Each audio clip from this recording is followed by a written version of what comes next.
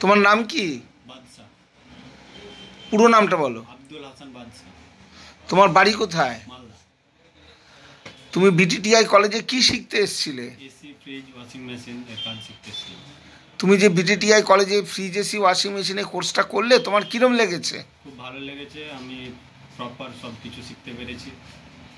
স্যারেরা ঠিকমতো সহযোগিতা করেছেন? হ্যাঁ, খুব ভালোভাবে সহযোগিতা করেছেন এবং ফ্রেন্ডলিভাবে আমাদের সব কিছু শিখিয়েছে। থিওরিটিক্যাল প্র্যাকটিক্যাল ক্লাসে কোনো অসুবিধা হয়নি তো? কোনো অসুবিধা হয়নি। তুমি কি নিজেকে স্বনির্ভর করতে পারবে মনে করছো? হ্যাঁ। Very good.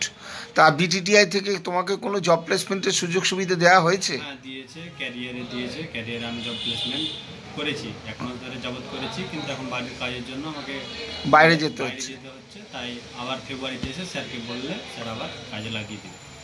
ঠিক আছে, ভালোভাবে কাজ করবে আর প্র্যাকটিসে থাকতে হবে, নইলে ভুলে যাবে। ওকে।